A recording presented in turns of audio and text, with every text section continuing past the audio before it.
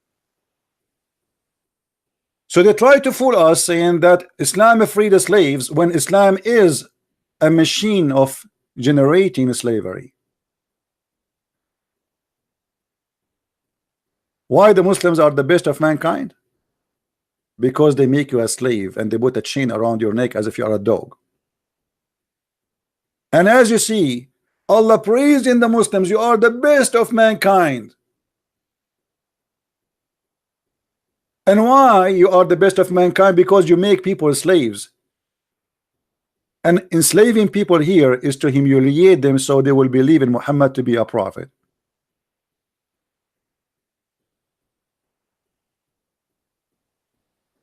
And yet they say Christian Prince is lying. Potato, tomato. I don't hold you from your neck, I hold you from your tail, even if sometimes it's so short, because you cut it off to hide that you are not what you think you are. What kind of cult, what kind of religion, what kind of a stupid cult says such a thing, that the best of mankind is those who capture people and enslave them? And supposedly the reason is a noble reason, because women have forced them to embrace Islam. So why they are captured, why they are humiliated, why they are prisoners, sex slaves, slavery forever, unless you embrace Islam. And by the way, Muhammad later he changed his mind about freeing a slave who is even a believing. And we can show tons of examples where people they want to free a believing slave and Muhammad reject.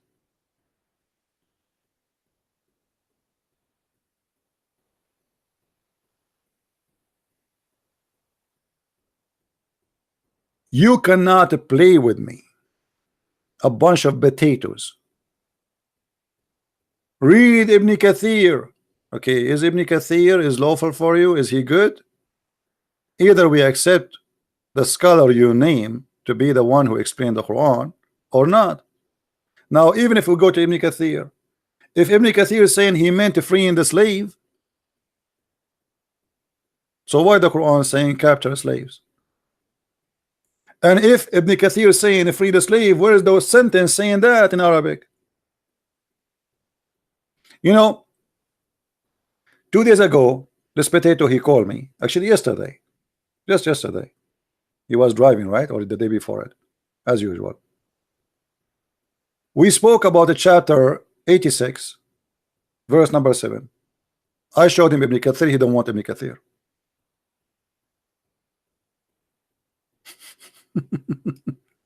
Ibn Kathir is donkey when he want.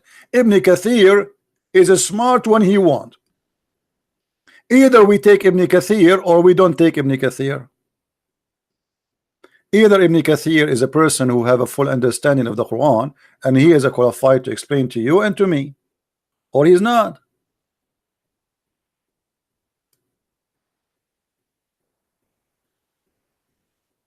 When we speak about the chapter of Al-Jizya, this coward he sent me a message in Skype saying that the Jizya, the purpose is not to kill the Christian, the purpose is the Jizya.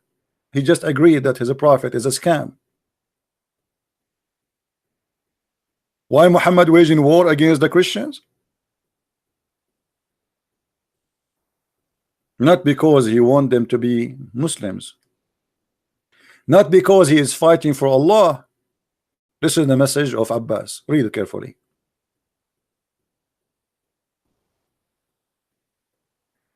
CP, the objective of 929 is to pay jizya.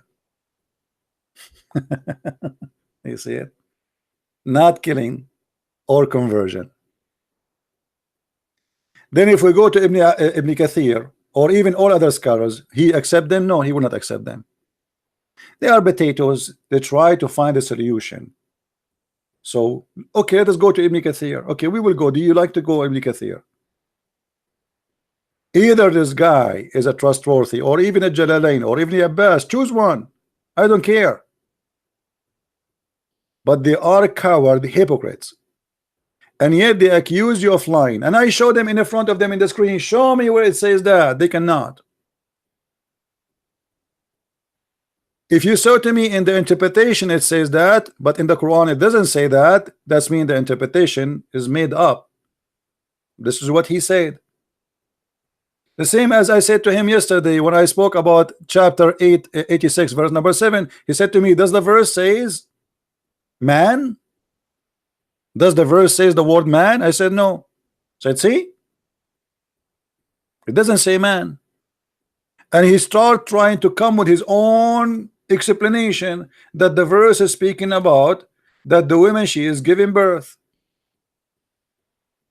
What the women giving birth? The Quran is so clear. It says in Arabic that it is a Gaussian fluid, and the baby is not born from a Gaussian fluid of a woman. That's a very silly, stupid argument trying to defend his Quran. And if we go to Ibn Kathir explain it, but he don't like Ibn Kathir because Ibn Kathir will prove that Muhammad is a donkey. This is what Ibn Kathir is saying. So why you don't accept Ibn Kathir here, you want to accept him there?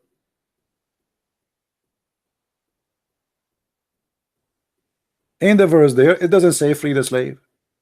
In the verse here it doesn't say man. You told me if doesn't, as long it doesn't say man, it's mean there's no man. The verse you give me, it doesn't say free, that's mean there's no free.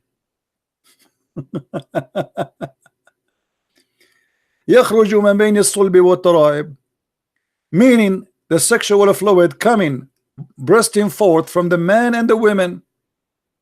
Thus the child is produced from both of them by the permission of Allah, proceeding from between the backbone and the ribs. So there is a sexual fluid proceeding from these areas.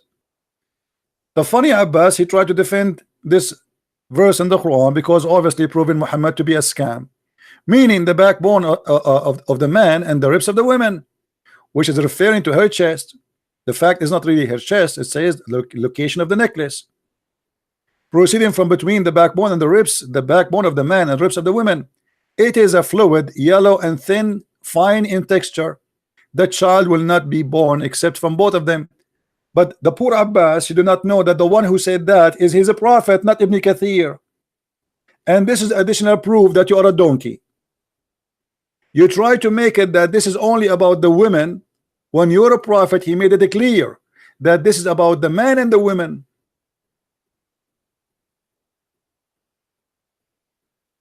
It is not Ibn Kathir saying that. If we go in the hadith, we will find tons of hadith about this.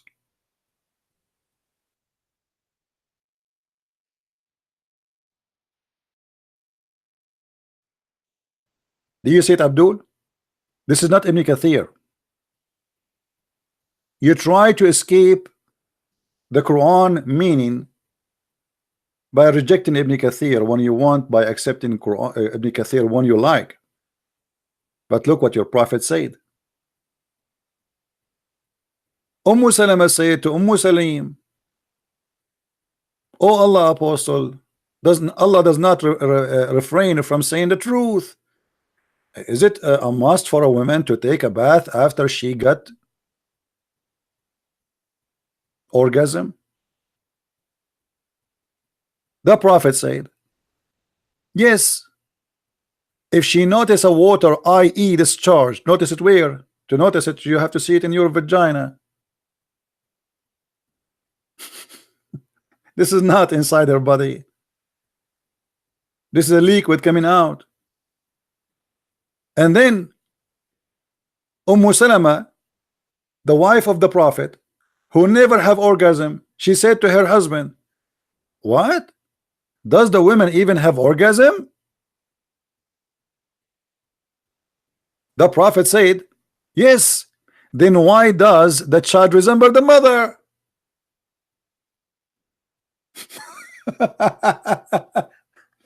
So he starts saying to me, oh, this is from between the backbone. He meant the backbone of the women and the chest of the women.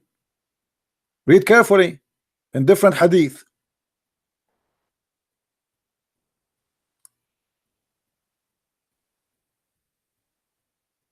The Prophet of Islam, as Muslims they call him a prophet, he described how the baby resembled the parents. All those hadith are the same.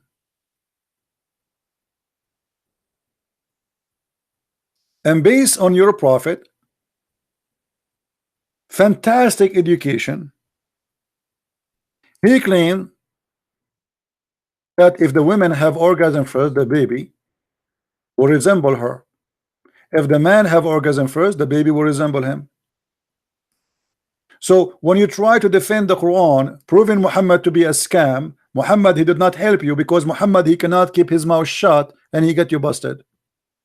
As you see, Muhammad saying clearly that the women water is thick and white and the man water is thin and yellow, and from both the water the baby come. And this is exactly what chapter 86 verse number 7 is saying. But you, because you are a liar, you try to say, oh, this is only about the women. Does it say man there? No, the verse doesn't say man. You're right, we have to admit the verse doesn't say man. But your prophet explained it. Now what we can do, unless you know what the verse mean more than your prophet. And here you notice that Muhammad obviously proven himself to be a liar.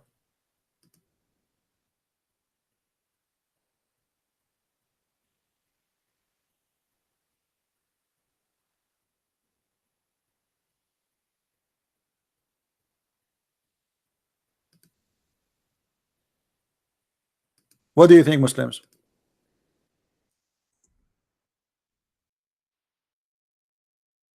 Abdul? Even if Abbas wanna call, he can call. You make me angry, upset. I cannot take it with those liars. Call so we can laugh. Is your prophet a donkey? Or you know the Quran meaning more than him? Do you know more what Allah he meant from Muhammad? Obviously you know more. So the hypocrisy of Muslims is beyond imagination. The words are not there.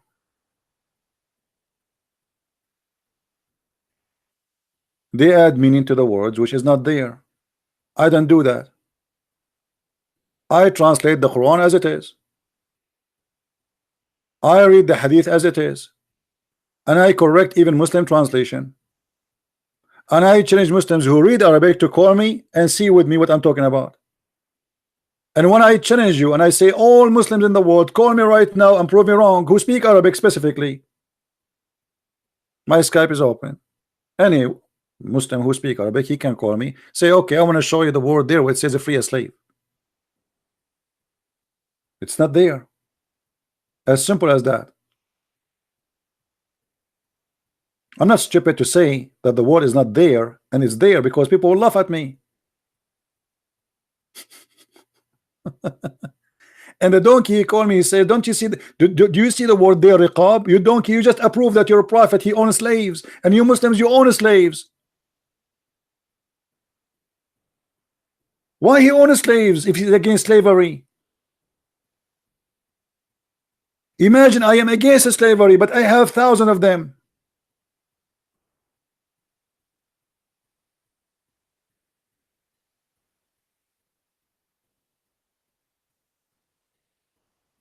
Have you ever heard of a stupidity like this before?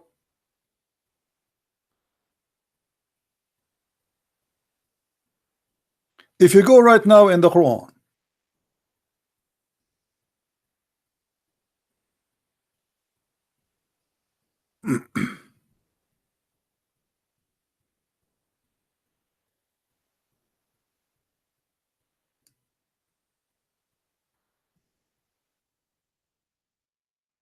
and we type the word malakat aymanakum,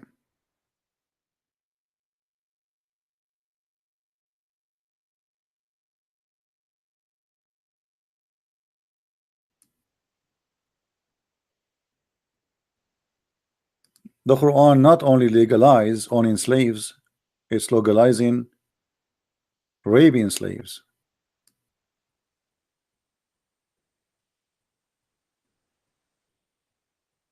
Captives. Even captives who they are married. In different verse in the Quran it says, have sex not with women already married, unless they are married slaves. Do you want me to read for you Ibn Kathir? Or now Ibn Kathir is poo-poo? See, when they want Ibn Kathir is good, when they want Ibn Kathir is a shameful person, we run away from him. You cannot have sex with married women.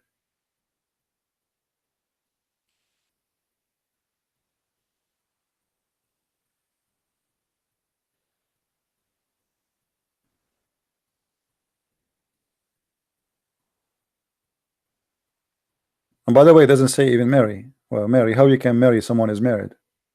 What marry?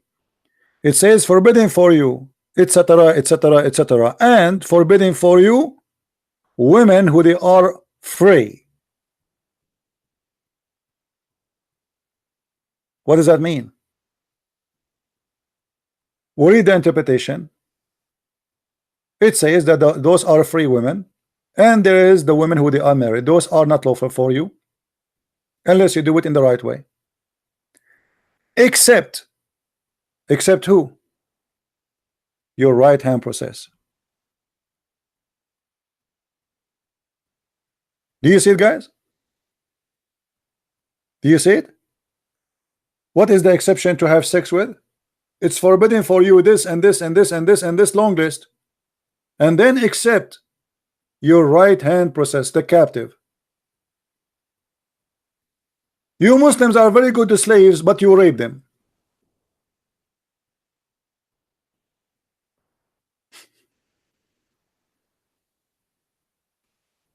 The Bible in the Old Testament is speaking about captive of war. You speak about if a man he will marry a slave, not rape a slave, marry. Here it's just rape. And this is exactly what Muslims they practice for centuries.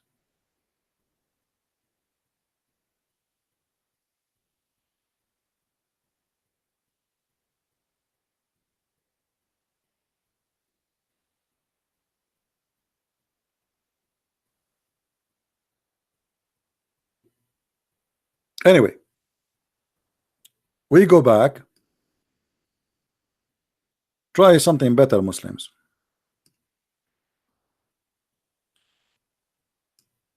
And by the way, I challenge you, all of you, the Muslims who say I'm lying, to copy my videos and post it in your YouTube. So let all the Muslims to see how I'm lying.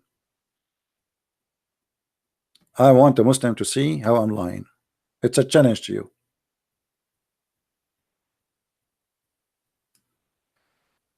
And by the way, when Muhammad he speak about what he claimed the science of Allah, not only he exposed that he is a false prophet, not only he exposed that Islam is false, he exposed something beyond that.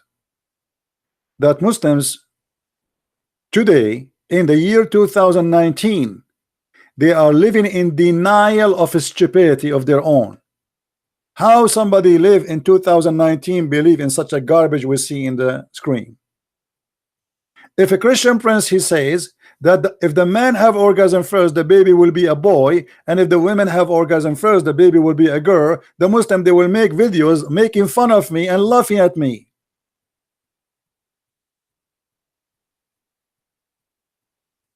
I will become the joke of everybody.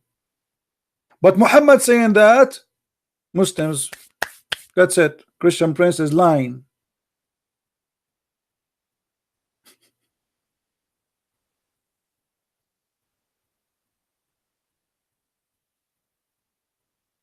Do you have an answer for this, Abdul?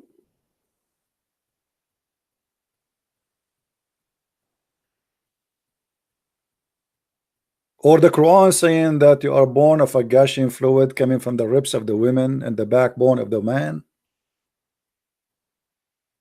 Or the Quran says that the sperm will turn into a congealed blood? which is very stupid and very silly. And the Muslim made articles about the science of the Quran.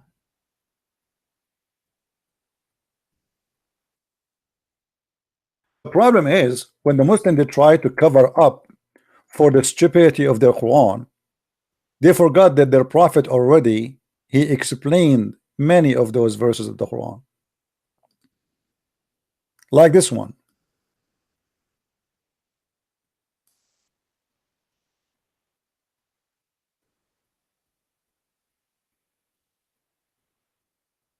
Muhammad he explained.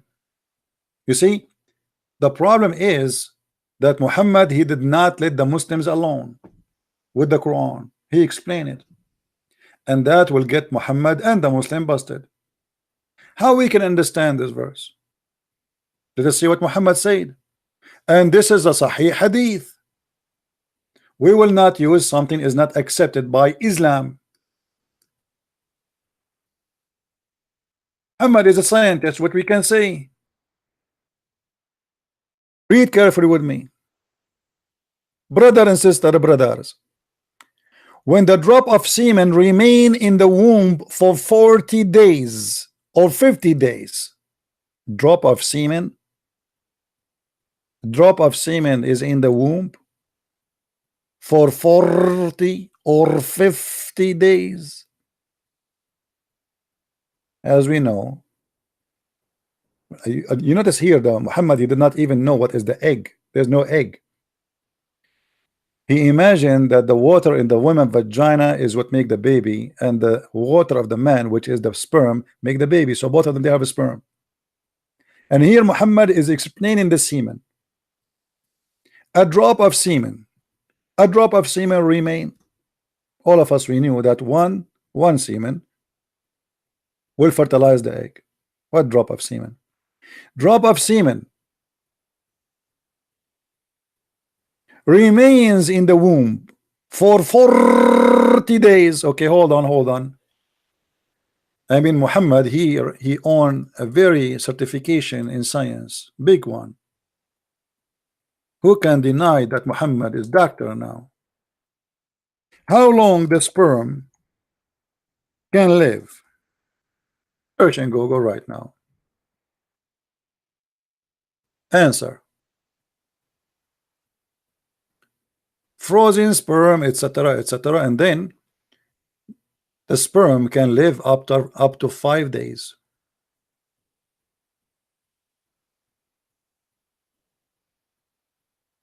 Muhammad he only added a 0.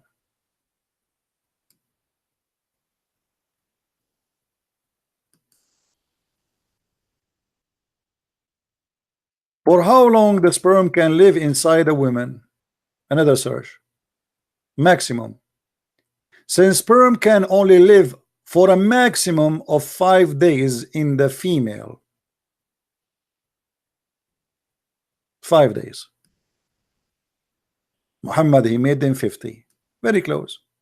You see, if Muhammad he says 5 days, the Muslims they will make a movie about it.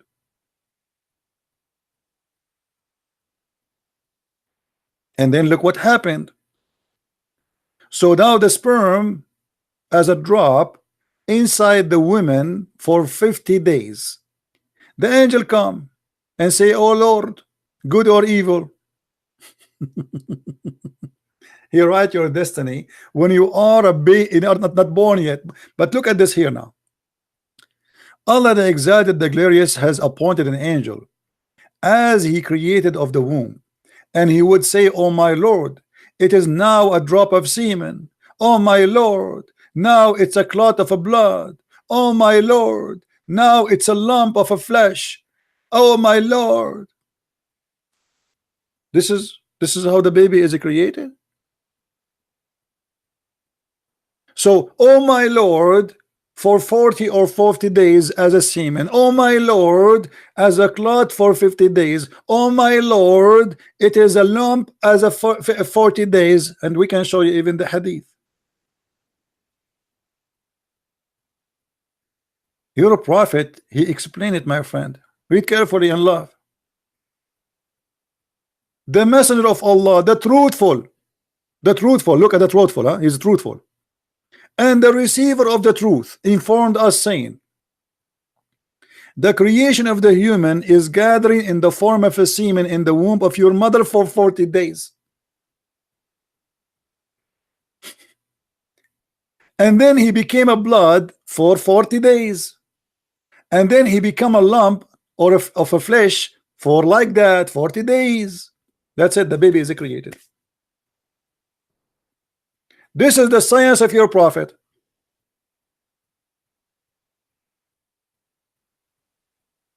Do you like Ibn Kathir? Cowards. Why you don't call me and say to me, obviously my prophet is lying? Why you don't get Muhammad busted? You are coming after a Christian prince because you are saying he did not show the water free when the water free is not even there, you coward liar. All of this disaster in front of you did not move you. All this garbage did not make you go crazy.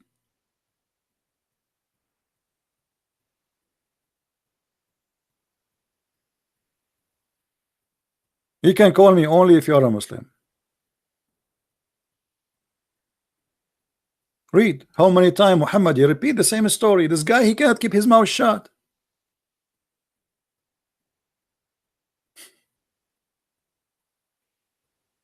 Do you see it? The drop of a sperm remained in the womb for 40 nights, then became a blood, and then became a blood the clot, and then a lump of a flesh, and then Allah he sent the angels to write the provision. Do you see it?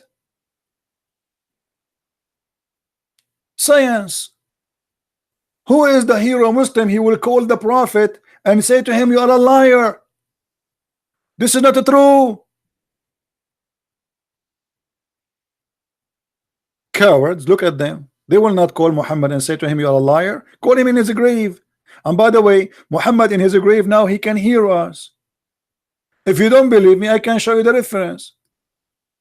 Muhammad, he claimed that even though he is in the grave, all what you say about him is going to be placed for him. He's God. He's in the grave, but he have a job to do. Read it. You can call him. Have you ever heard of a stupid statement like this? This guy, he think he is God. He's saying to the Muslims, your prayer will be placed in the front of me. They said to him, but you are going to be in the grave. How our prayer will be placed in the front of you? He says, oh, I forgot to tell you, brother, that we a prophet, our body will not be decayed. Okay, your body will not be decayed. What does that mean? You're alive in the grave. Let us say, for the sake of argument, that your body is not decay. But how the prayer will be placed in the front of you and you will see them unless you're alive.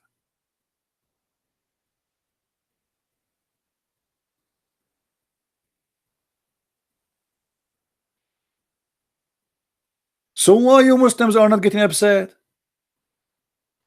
If any of you, honest to God, have a little dust of dignity, you will leave Islam after reading this. And as you see, all of this is sahih, which is confirming the Quran.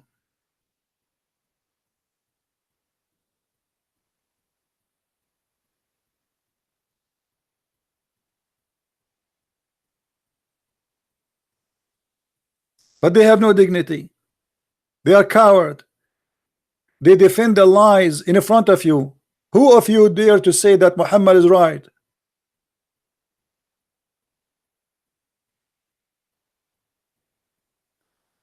The semen stay in the woman womb for 40 nights. Why? He is going to Las Vegas vacation? He's doing gambling there? 40 nights? Alibaba and the 40 thieves? I mean, your prophet, obviously, he's stuck with numbers. 7, 70, 72, 40.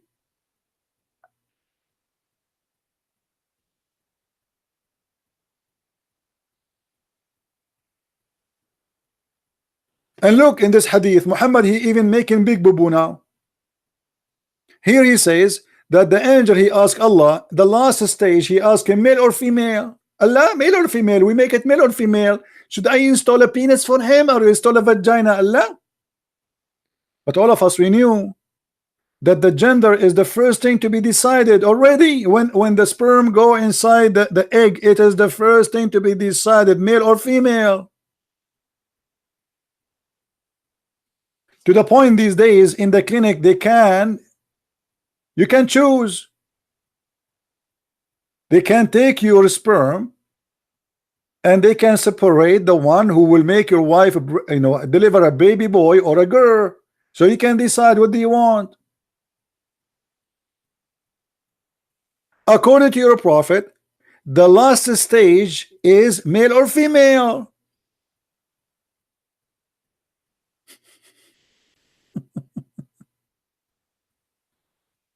And not only that, the angel, he asked Allah, should I make him have a problem or without a problem? So if there is somebody, he is born blind, the angel, he asked Allah, should I make him blind, Allah, or not blind now?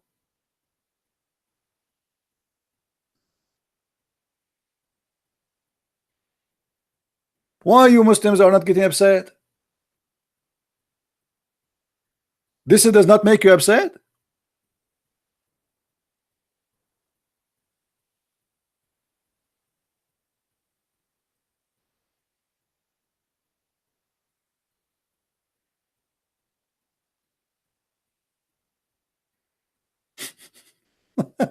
Do you see the hypocrisy? As long you are watching my videos closely and trying to find a lie, I mean, all those lies, Christian Prince, he just say it in front of you in the screen, is not enough for you to prove Islam to be a lie. Here we go. I'm saying to you here, what is a lie? Your prophet saying that.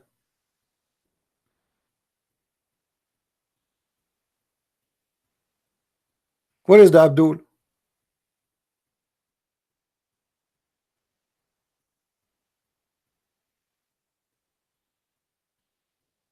And the funny, you ask the guy, do you speak Arabic? He said, I will not tell you. No, you do not need to tell me. I know you are a donkey. I will not tell you, brother.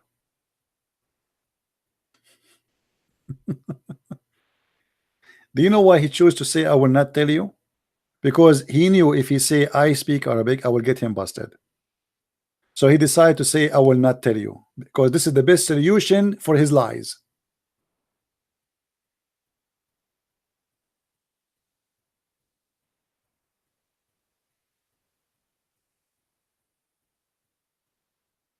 Do we have any Abdul on a call?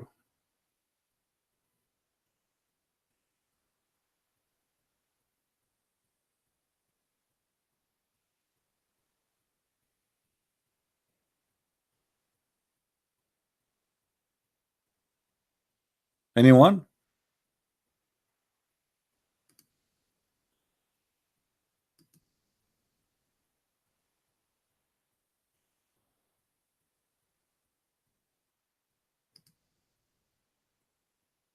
Let us try to call the guy who accused me of lying, just for fun. What his name was?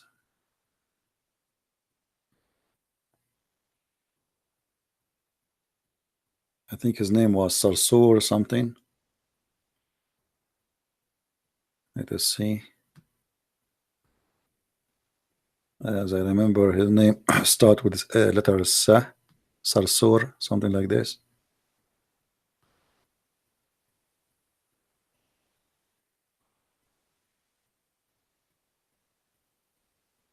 Sar.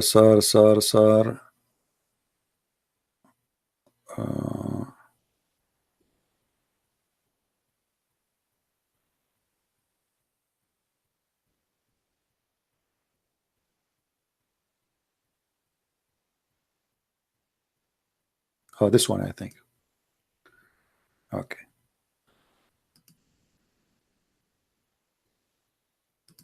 Let us call him. Let us see how brave he is.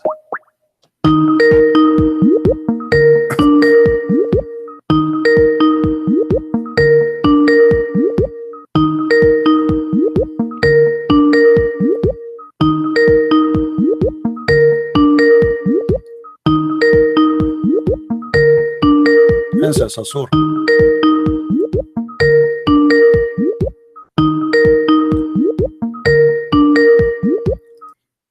Okay, he will not answer.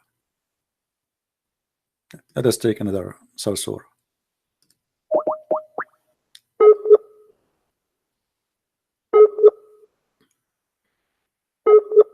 Oh, Abbas is not here now. Next صرصور.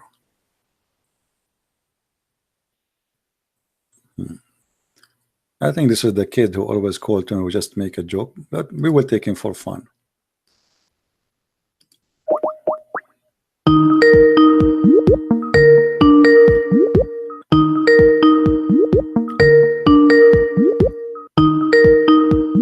Answer. Assalamu alaikum. Gigi, how are you? Hello, you hear me? Yeah, I hear you, Gigi. How are you? What? Go Okay. ahead. What do you want to say? To us? I wanted to explain the yellow fluid. You want to explain the yellow fluid? Yes. Okay. Well, explain to us. Go ahead. So you open, please.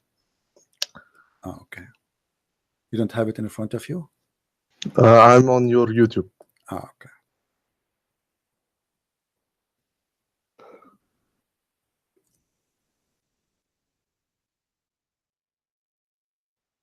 Okay. Osman David and Ramazan Gulen. You see, we said we want to call you Gigi, and I know it's you. Can see your IP, you idiot. Just for fun. You donkey. You have a very great future, by the way. Yes, Abdul, how are you?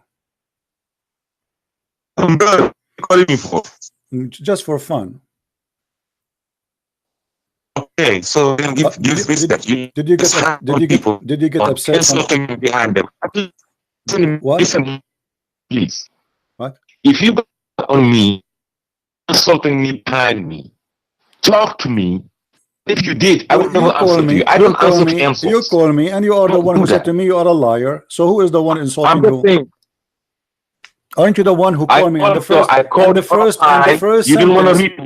first sentence you said to me you are a liar. You lied. Al-Ri'abi means freeing the necks. No, it doesn't say that. No, you cannot prove it. Prove it to me. Where it says that? Here we go. You are a liar again. Show me where it says free the necks. It says riqab. Riqab means slaves. It says there in the verse, be good to this and this and this. And he mentioned the slaves. It doesn't say free the slaves. Are you saying free the orphan too? Are you saying free the poor? Are you saying what is the word free? He is just counting one after one after one. It doesn't say the word free. Now I challenge you to show me the word free. You could not show it. Okay. Now you see how you shift from last time you said to Abbas, there's no slave here. There's no slave here. Now you're saying there is slave, but there's no free. No, it doesn't say that.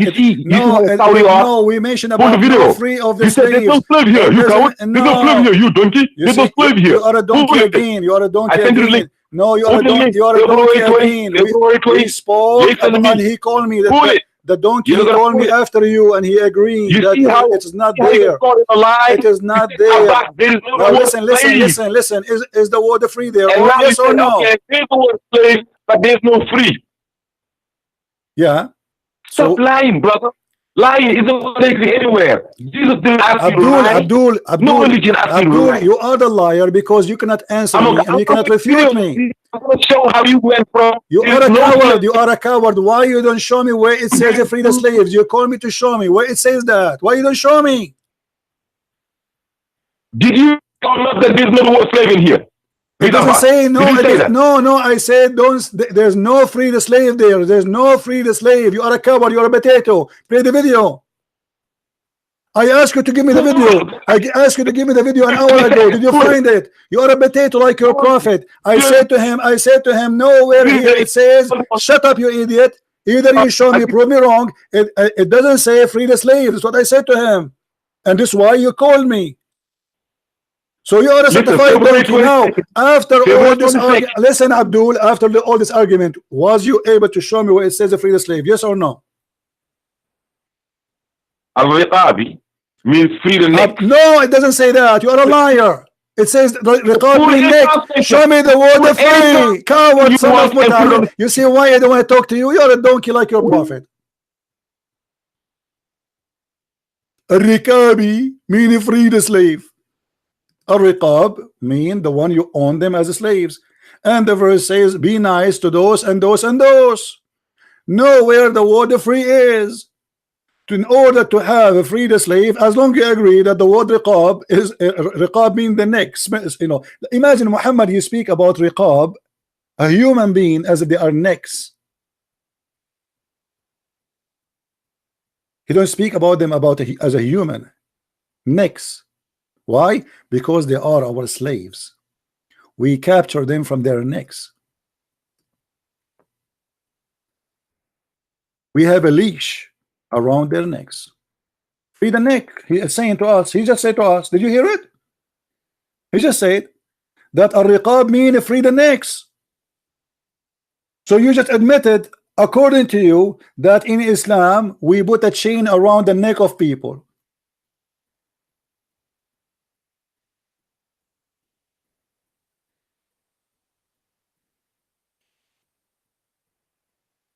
And if a Muslim, he want to free a neck, as he said, the Quran says, freeing a believing neck. And that explains this verse here. And that is a penalty, not as a reward. It's not a reward for the slave. It's a penalty for the Arab guy who did something wrong.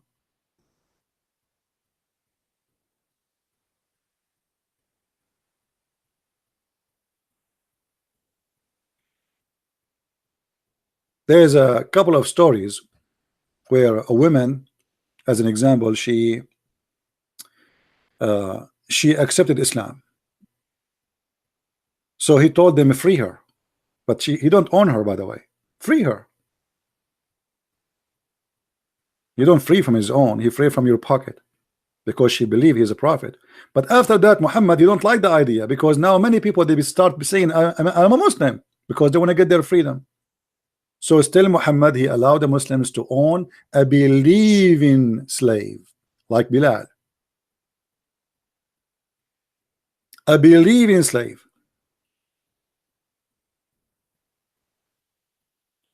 The Quran speak about freeing the slaves who they believe in Allah as an option, as a must, not as an act of righteousness, by the way. The option as a penalty. As an example, let me show you.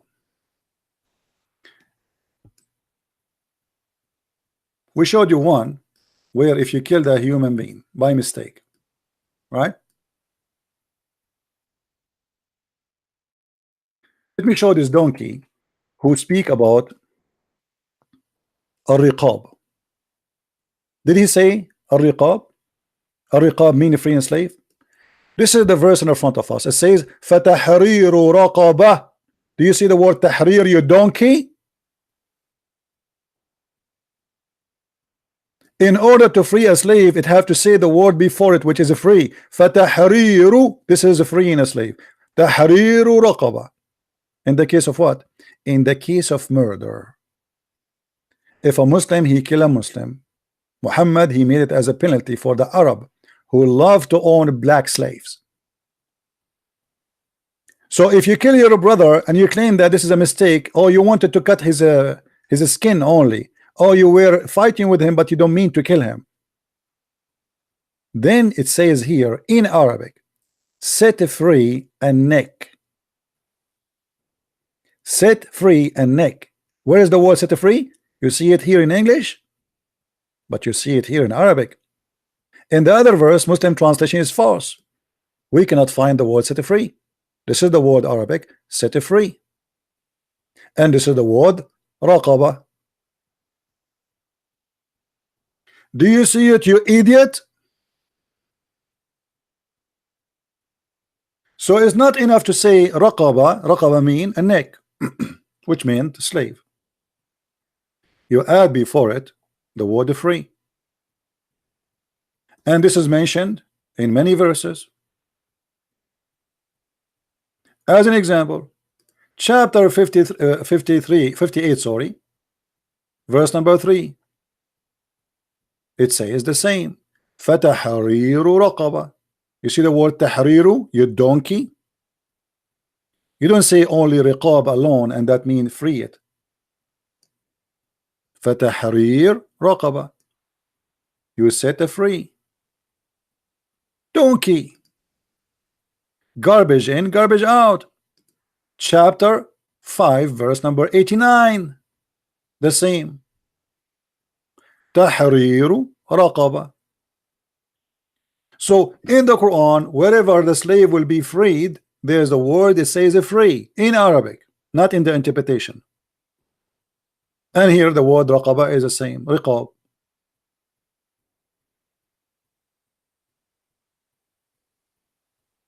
As you see here, Muhammad, he make it as a penalty. If you take an oath, a false oath, and the Muslim here, they say unintentional, like, you know, you don't mean it. But the fact, it doesn't say, it's not like something you made by mistake. No, you take an oath, but you don't mean it, which means you are lying in your oath. You take an oath to your wife saying, I'm not going to have sex with this woman anymore. As an example, what happened to Muhammad when he had sex with his wives, slaves, in her bed? He took an oath saying, I swear by Allah, I will not go into if that woman. Muhammad second day or a week after, he made a verse saying, Allah, he said to him, why you made what is lawful for you unlawful? And this is chapter 66, verse number 1. And obviously Muhammad is the one who made this verse, because there's nowhere in the Quran it says you can have sex with a slave unless she is a captive of war. And Mary the Copt, she was not a captive of war. She was a gift delivered to him by Amazon delivery. Muhammad, he accept all kind of slaves, not only captives, even gifts. He opened his door, Prophet, you have a gift.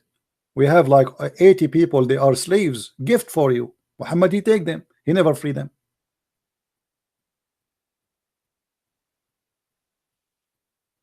So if you take a false oath, what we will do? Allah will not take you accountable for your false oath, but he take you to your task. Okay, which an oath you decide to do. Now what if you make an oath and you cannot do? Look at the solution. It's a penalty, not a reward. It is a penalty. So if you swear an oath which you cannot do, go and feed 10 people from the poor, or read with me carefully, free a slave, or fast 3 days, or any of those options. It's a penalty. It's not a reward for the slave. Here Muhammad is not, he is not being good to the slave. He is making a penalty so he can stop them from taking false oath, but he himself is the first one to take a false oath, and he never free a slave. Here we go, Muhammad, he took an oath he will never sleep with Mary the Copt, and he never free a slave.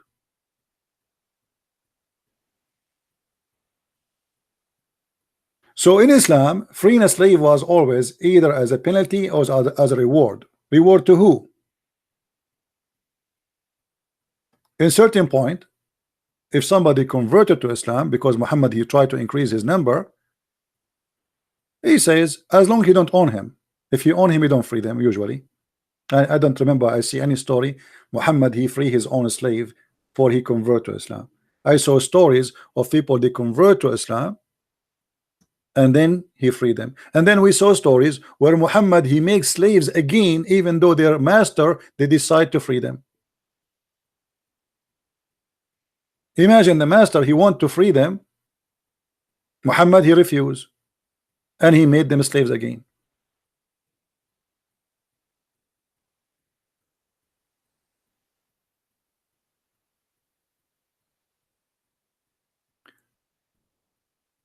But you notice here with us how the Muslim, they lie when they speak about freeing a slave.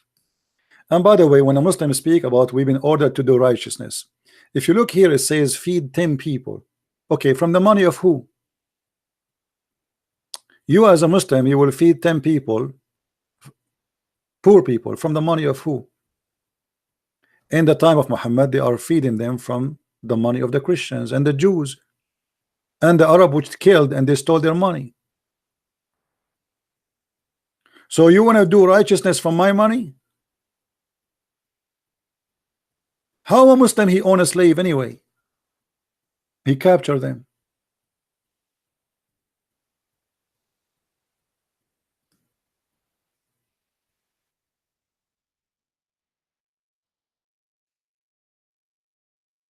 Read. Do you see it? Muhammad, he enslaved even children. He killed all the men. Those